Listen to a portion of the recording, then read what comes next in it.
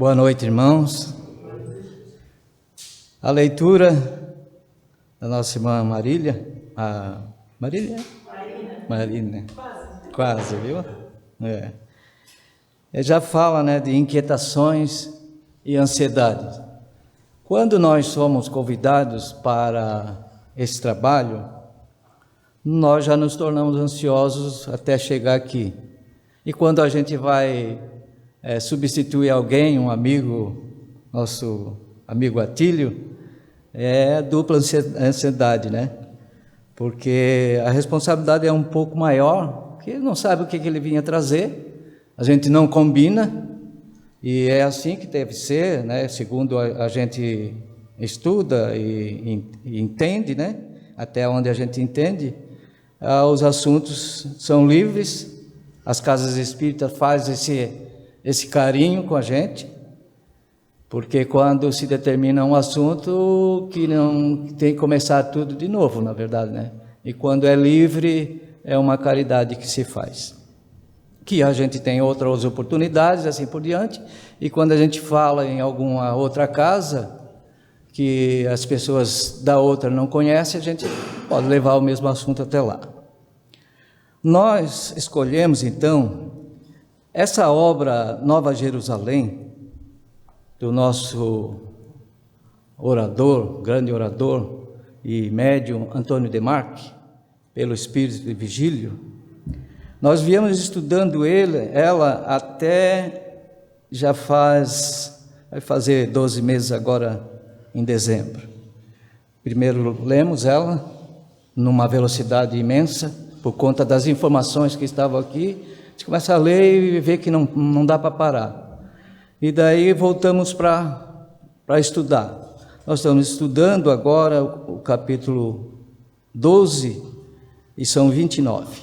Então, ela é bastante interessante, Que fala de todos os passos que nós estamos vivenciando agora. Quem leu antes não entendia muito, porque não sabia que o que ia acontecer já estava aqui. Isso tudo que está acontecendo conosco, da pandemia e assim por diante, já está descrito em todas as obras do Espiritismo, Então, novos tempos, sinais dos tempos, está por aí afora, E a gente não entende muito, só entende quando acontece. Mas nós escolhemos falar do capítulo 12, que é o que a gente está terminando de estudar, e achei muito interessante porque na última vez que eu estive aqui foi a ocasião de encerramento por conta da pandemia. Nós fizemos a última doutrinária numa tristeza imensa, porque a gente entende que o trabalho vai parar. Na casa espírita, talvez sim, mas na espiritualidade não. É isso que nós queremos entender e melhorar o nosso entendimento, para saber até que ponto nós podemos auxiliar. Nós falamos aí das armadilhas, A força das trevas, muitas vezes a gente fala em espírito inferior e entende e acha que o espírito inferior ele é um ignorante, que ele não tem nenhum conhecimento. Mas as forças das trevas, eles são de uma virtude, de uma inteligência fenomenal. Não por eu não entendo isso por essa obra, mas porque nós conhecemos na história, Ontem nós estávamos conversando, falando sobre Hitler, que a mágoa do Hitler com os judeus foi porque ele ficou preso durante milênios para que Jesus viesse na frente dele. Então tudo isso ele trouxe para cá, mas isso é outra questão, não vamos entrar nesse mérito. Então eu só quero que nós entendemos que as forças das trevas, eles têm uma inteligência muito grande, eles sabem muito bem como preparar as armadilhas para nós. E aí nós vamos falar dessas armadilhas que ela ocorre de forma discreta e dissimulada, com aparência inocente até. E lá no plano dito pelos diretores, vamos dizer assim, pelo presidente das trevas para o Brasil. Isso aqui fala do Brasil, né? Tem um nome, eu não vou mencionar porque não vou dar muita crédito para eles. Eles têm um plano, as possibilidades deles, eles detalham 7 pontos, que são detalhados lá na reunião, onde Virgílio, com a espiritualidade superior a ele, conseguiu levar nessa reunião para entender o que eles estavam fazendo. Eles têm 7 pontos. Invisibilidade. Eu não vejo espíritos. Eu sinto meu anjo guardião, por alguma razão, claro, porque a gente tem que estar em ligação moral e sempre com pensamentos, e como diz o livro dos Espíritos, eles estão para nós mais até do que a gente imagina. Mas por que eles falam em invisibilidade se os médiuns conseguem ver? Nem todos. Nem todos. A gente sabe, nós estamos na doutrina, a gente sabe disso. Tempo. Eles têm todo o tempo do mundo. Eles não querem destruir a humanidade hoje. Eles não querem destruir a humanidade no ano 2020. Mas eu entendo, e aí por isso que a gente trouxe o assunto, que eles estão festejando, porque casas espíritas foram fechadas. Muitas ainda estão encerradas por conta, no nosso caso lá, Teresa de Jesus tem o asilo do lado. Não existe possibilidade nenhuma de nós abrir a casa. Se cogita, vamos fazer igual vocês fizeram aqui. Mas a saúde pública, o Ministério Público, eles não deixam uma agulha sair lá de dentro sem eles estar cuidando. Parece que tudo que eles querem é aprender com o modo com que se trabalha lá. No fim, atrapalham até. Mas esse é outro caso. Fraqueza moral, outro ponto. Fé fraca. Eu sou fervoroso, tenho uma fé. Eu tenho uma fé que tudo vai acontecer. Quando vem uma dor, a fé vacilante aparece. Pois mas Deus não podia ter feito isso comigo. Então é fé fraca. E eles se utilizam disso para angariar mais pessoas, mais rede para as trevas, ou os pensamentos em si, Sexo desvirtuado, sintonia mental, porque nós estamos em sintonia. Quando eu falei que eu não vejo os médiuns, eu não vejo os espíritos, eu sinto o meu anjo guardião, de muito mais, cada vez mais a gente vai sentir isso, cada vez mais que a gente adentra na doutrina espírita, cada vez mais a gente vai ver que eles estão frequentemente dependendo da sintonia mental. Se eu estivesse sintonizado no bem, meu anjo guardião está ali. Se eu não estiver tão bem assim, ele está por ali, mas tem mais gente, e daí são os inteligentíssimos das trevas. E a cabeça em si, o que nós pensamos? Quais são os nossos pensamentos que fluem durante o dia? Que são 97 mil e tantos pensamentos, e 10%, 1% serve, o resto não serve. Então, eles se utilizam com todos esses pontos: invisibilidade, tempo, eles têm todo o tempo do mundo, fraqueza moral, fé fraca. Inclusive, eles relatam aqui, a força das trevas, que eles sabem, eles entendem que eles vão ser relegados a um mundo inferior. Eles já sabem disso. Que se eles não se emendarem aqui, como a Terra passa de provas e expiações, já está passando, para um mundo regenerado, um mundo transitório, enfim, eles sabem que não vão ter oportunidade de ficar aqui. Então, eles sabendo que vão para um mundo de sofredores, mundo primitivo, eles entendem que eles vão ir para lá como os donos. E não vai ser assim. Porque Deus sabe como conduzir. Por que uma força do mal que vai começar um mundo que seja primitivo, vai começar com alguém que deseja destruí-lo? Mas isso é pensamento deles. Todos nós, indistintamente, vão ser tentados de algum modo. Nós vamos provar mais na frente. Desde o mais simples trabalhador, diz Virgílio, que se apresenta a propensão a fofocas, a melindres. Às vezes a gente diz assim, não pode falar muito com fulano, senão ele já se melindra, por alguma razão. Ora, nem sempre está se falando dele, mas ele sempre pensa que é dele. Isso é melindrar. Preguiça, eu sou trabalhador do Teresa de Jesus, e eu digo, nem tão trabalhador assim, porque poderia fazer mais. Agora mesmo nós fomos com as mãos amarradas. A gente não pode fazer muita coisa, mas está fazendo o que é possível, embora a gente saiba que esse possível poderia ser mais. Nós temos pensamentos inconfessáveis, fraqueza moral, como falamos lá atrás, egoísmo, ganância, vaidade.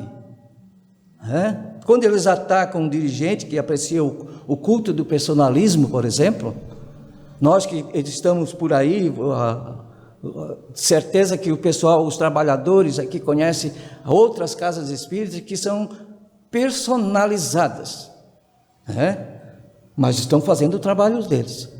Não estamos aqui para julgar ninguém. Bajulação, o gosto pelo poder, a fraqueza moral no campo da sensualidade. Todos, diz Virgílio, serão objetos da atuação das trevas que exploram nossas fraquezas morais. Então, nós estamos aqui para dar um susto? Não.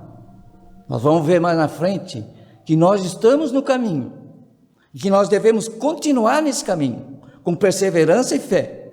A segunda forma de atuação, essa é a mais ostensiva, mais violenta, que eu tenho o desprazer de dizer que a gente vivencia isso na família. Então é muito difícil. A gente sabe que as forças do mal, quando eles não conseguem chegar na pessoa que lhes interessa, eles fazem um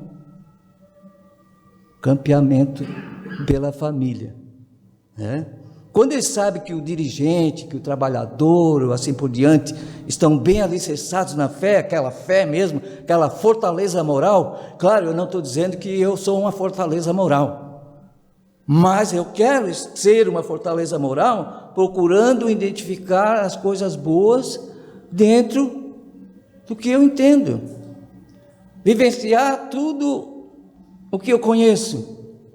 A minha filha pergunta, pai, ela assistiu a última doutrinária lá na Teresa de Jesus, a gente faz pelo YouTube na quinta-feira, e aí ela assistiu. Tudo que tu falou, pai, eu ficaria assistindo uma semana. A minha irmã também, lá de Braço do Norte, que ela odiava quando eu dizia que era espírita, agora ela é espírita também, Então ficou no caminho. Mas, pai, tu cumpre tudo isso? Eu tento. Não é fácil. A gente sabe que não é fácil, Então, se eles conseguem identificar que a pessoa é alicerçada na fé e na fortaleza moral, eles vão identificar uma atuação indireta, que é através de um membro da família, de um filho, de uma filha, de um filho que se torna problema por conta das drogas até ilícitas, Nós estávamos falando outro dia que a gente vê as fotos no Facebook, não tem uma menina que não está com um copo de alguma bebida na mão. É água, tomara que seja, Porque a gente sabe, inclusive, que a atuação das drogas no filho, ele vai lá, ele experimenta, porque ele não quer ser careta, porque ele não quer ficar de fora da turma, porque se ele não fizer isso, ele perde a turma. E depois, então, ele se torna dependente químico. É uma doença. Não é porque ele agora entrou que ele vai conseguir sair sozinho. Não vai. só com a ajuda da família. Quantas vezes, eu tinha um irmão que já desencarnou, vai fazer 1 ano agora, manda para a rua, manda para não sei o quê, manda a tua. Eu ainda respondia, né? Hoje eu não responderia mais porque já tenho um pouco de mais conhecimento. Mas ele sabia que não é assim que funciona, que nós temos que amparar esse familiar para que ele consiga sair das companhias indesejáveis e mudar de caminho, né? Mas a força das trevas, ele quer o quê? Desestabilizar aquele que está estabilizado. Quando nós estamos fazendo uma oração, a gente termina uma oração e começa outra.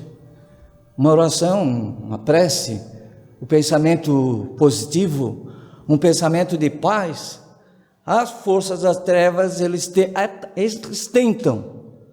Mas aí chega uma hora que eles cansam. Esse não adianta, vamos para o outro. É assim que funciona. Porque se eu estiver numa vibração, numa frequência acima do que eles estão vibrando, eles não vão atingir. E isso precisa paciência, perseverança, paz no coração, resignação. Dói, e quanto dói. A dor é a companheiríssima da gente, porque nós compreendemos a dor. Nós temos que compreender a dor que a gente sente para que ela doa menos. A partir da hora que nós compreendemos porquê das coisas, essa dor vai amenizando e às vezes até some. Mas então, como nós espíritas, nós cristãos, nós pessoas, nós humanos, devemos nos comportar diante dessa avassaladora onda de ataque. Cada vez mais que a Terra se aproxima para completar a regeneração de provas e expiações para o mundo regenerado, cada vez mais eles ficam perdidos, eles estão achando que eles conseguirão reverter isso. Nós não vamos deixar. Ponto. Nós não vamos deixar. A espiritualidade maior não vai deixar. Ok. E o que é que eu tenho que fazer? Ajudar nessa vibração. Estar junto nessa luta. Estar junto dos regenerados que já estão por aí. Então, na nossa família, a gente não entende. São as crianças que já estão por aí. São outros que já estão antes, que já vieram dar suas mensagens, assim por diante. Mas o que a gente tem que fazer? Primeiro, diz o irmão Luiz, que está nessa obra aqui: ninguém jamais estará desamparado nessa grande luta, particularmente os trabalhadores do bem. Independente de filosofia religiosa a qual pertence, estarão sempre sob o amparo do Altíssimo. Jesus prometeu, jamais deixaria nenhuma ovelha escapar, nem que ele tenha que descer no fundo do abismo para ir lá resgatar. E esses que estão com esses planos todos, estão nessa obra. Eles mostram, inclusive, quando a força superior desceu para entender, para ver o que eles estavam fazendo, de lá eles conseguiram resgatar irmãos que estavam duvidosos. Será que eu fico aqui? Será que eu vou para ali? Então eles mostram.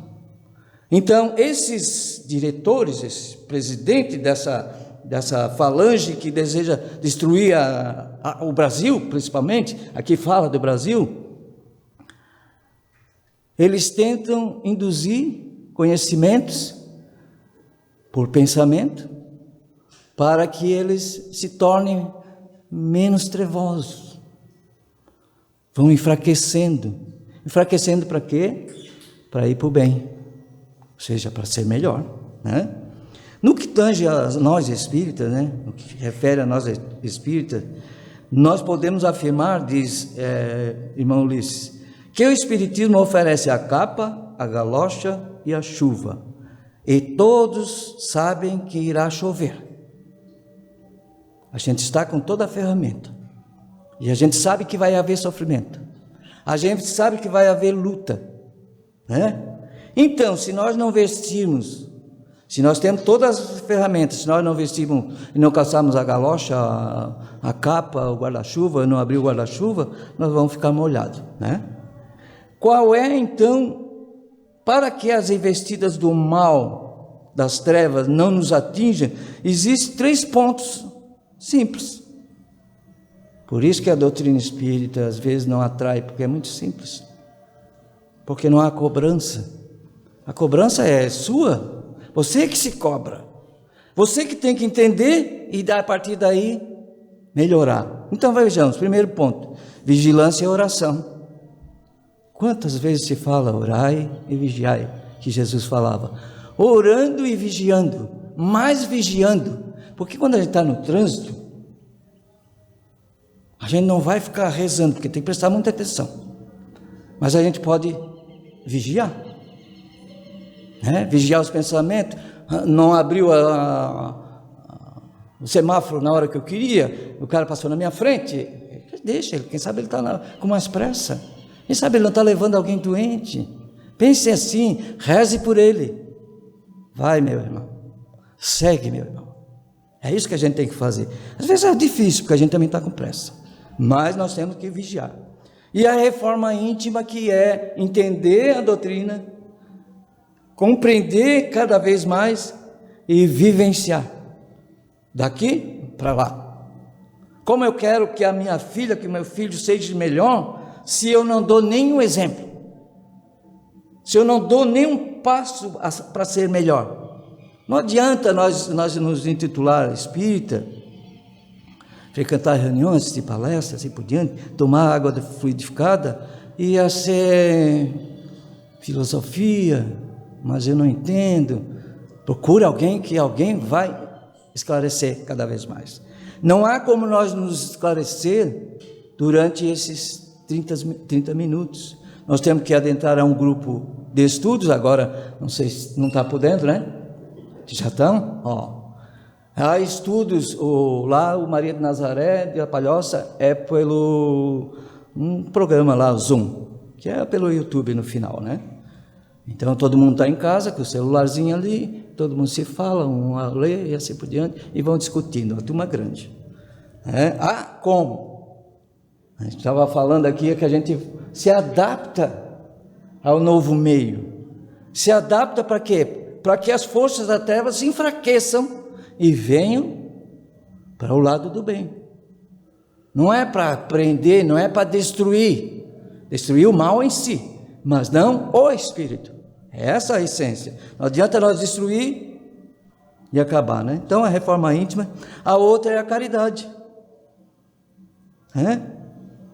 Aquele que não entendeu a sublime dimensão da caridade, que nós tanto falamos, que é a caridade, a prática do bem, né? Num ato de fazer caridade. Outro dia lá na minha casa tinha uma caçamba de cesta básica. Fizeram caridade. E por que não levaram onde tinha que levar? Eu me nego a levar? Não, óbvio que não. Mas eu vou ganhar todo o mérito, porque são tantos quilos de isso, daquilo outro. Não, também não. A gente é um agente. Pois é, mas eu não queria ir lá no Solemar.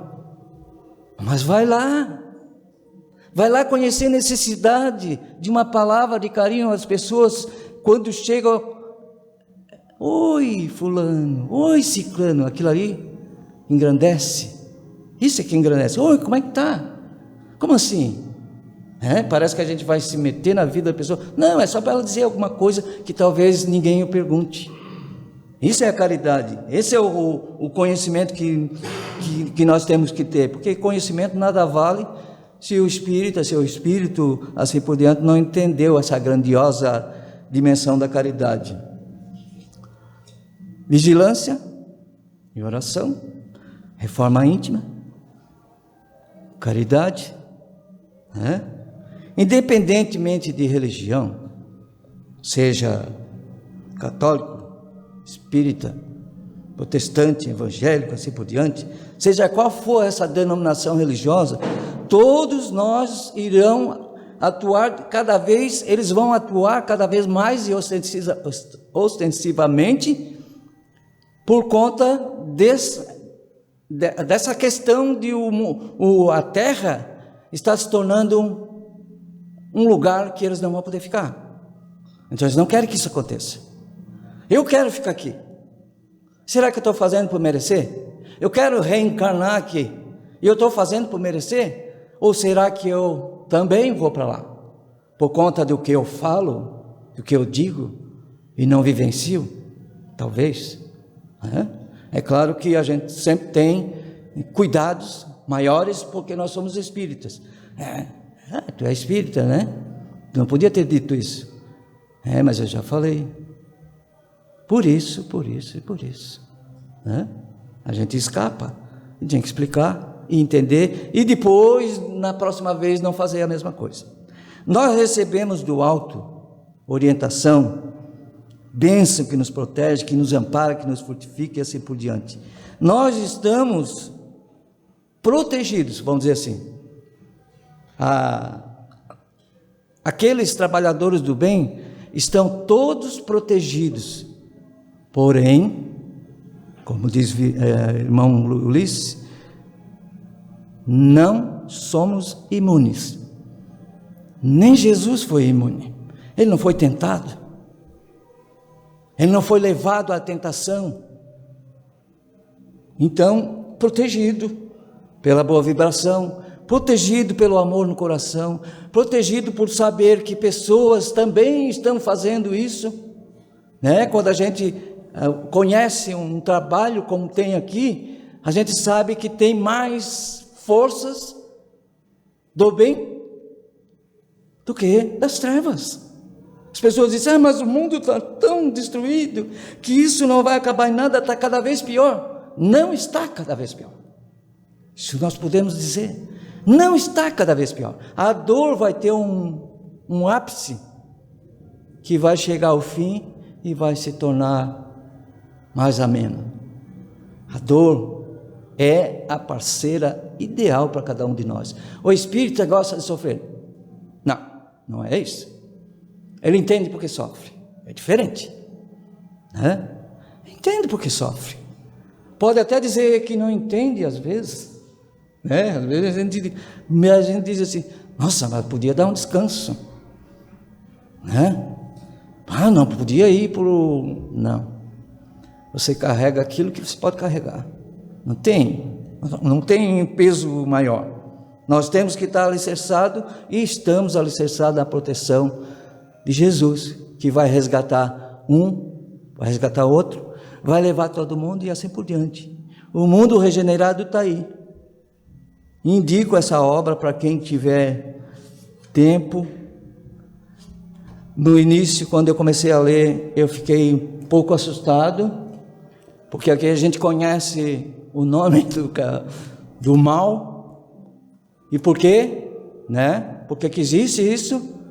E aí entende que lá no seu final, igual a todas as coisas, que a gente entende que o final, o bem sempre ganha.